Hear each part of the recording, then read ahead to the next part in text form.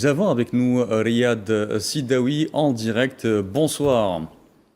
Bonsoir. Riyad Sidawi, alors vous êtes directeur du CARAPS, le Centre arabe de recherche et d'analyse politique et sociale basé à Genève.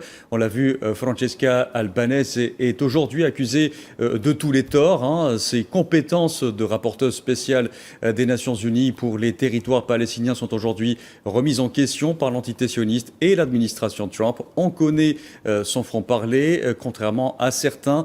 Elle n'hésite pas à rassembler Israël et génocide dans la même phrase. C'est ce qui lui vaut d'être aujourd'hui mise au banc des accusés, Riyad Sidawi. Oui, Madame Francesca Albanese est une dame courageuse, intègre. Elle a confronté les lobbies sionistes qui sont très influents, que ce soit dans les médias occidentaux ou aujourd'hui au sein de la Maison Blanche. C'est un courage physique aussi, parce qu'elle a été menacée plusieurs fois.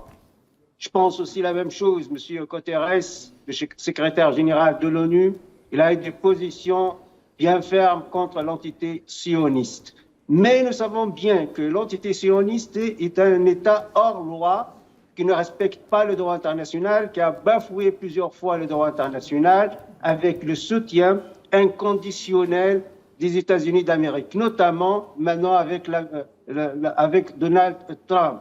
Nous savons bien aussi que la Cour pénale internationale a accusé Benjamin Netanyahou de génocide contre l'humanité et doit être arrêté dans les aéroports occidentaux. La même chose pour son ex-ministre de la Défense, Galland. Oui. Mais ce sont toujours les États-Unis d'Amérique, la Maison-Blanche, qui protège. Et pour justement, puisque vous en parlez, Riyad Sidawi, l'entité sioniste, on doit le rappeler, n'hésite pas à s'en prendre à des représentants de l'ONU. Certains membres de l'UNRWA ont même été assassinés à Gaza.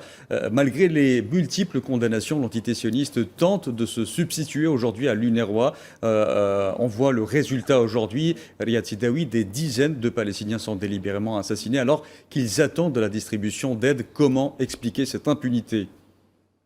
C'est un génocide. Je dis c'est un État hors la loi. C'est un État qui bafoue le droit international, qui ne respecte pas la vie humaine.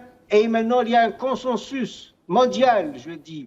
Les organisations des droits de l'homme, surtout l'opinion publique européenne et américaine, on a vu les universités et la mobilisation des universités. Il n'y a que les lobbies sionistes qui défendent cette entité sioniste ou la Maison Blanche qui défend l'entité sioniste, même au sein du Conseil de sécurité. Et moi, je pense sans cette protection incompréhensible et inconditionnelle des États-Unis d'Amérique à l'égard de l'entité sioniste, évidemment, la planète va se révolter contre cet État voyou qui ne respecte rien, surtout au plan humain. Merci. Merci d'avoir répondu à nos questions, Riyad Sidawi. Je rappelle à nos téléspectateurs que vous êtes directeur du CARAPS, le Centre arabe de recherche et d'analyse politique et sociale, qu'on vous retrouvera d'ailleurs tout à l'heure dans l'échiquier présenté par Leila Guertal. Merci d'avoir participé à ce journal avec nous. Merci à vous. Merci.